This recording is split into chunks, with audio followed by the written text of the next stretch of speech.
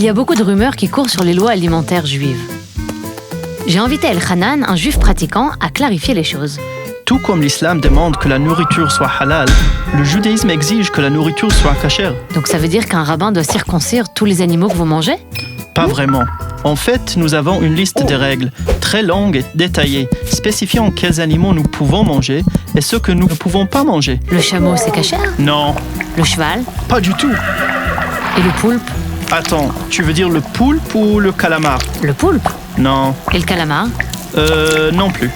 La Torah, notre livre saint, nous indique quels animaux sont impurs et ne peuvent pas être mangés et quels animaux sont purs et peuvent être mangés. Pour qu'un animal soit cachère, il doit ruminer et avoir le sabot fendu. Qu'en est-il des fruits de mer? Un verset dans le Coran dit « La chasse en mer vous est permise et aussi d'en manger ». Donc les fruits de mer sont halal.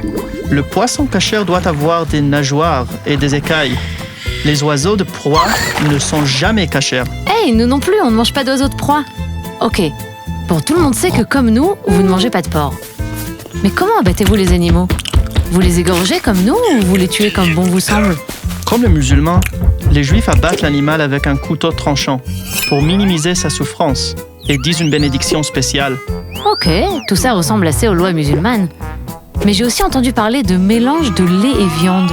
La Torah nous interdit de cuisiner et de manger de la viande et du lait mélangés, ou même de tirer profit d'un tel mélange. C'est basé sur le verset « Tu ne cuiras pas le chevreau dans le lait de sa mère ». Et je parie que vous êtes allé encore plus loin et qu'après avoir mangé de la viande, vous n'avez plus le droit de regarder une bouteille de lait pendant 2 jours.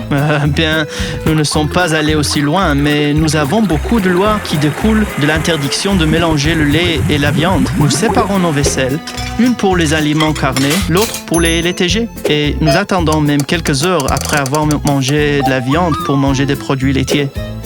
Eh bien, je suppose que tu ne m'inviteras pas de sitôt pour un agneau au yaourt. Non, ça ne risque pas d'arriver. Mais t'es la bienvenue pour partager mon gefilte fish. Merci, mais je jeûne.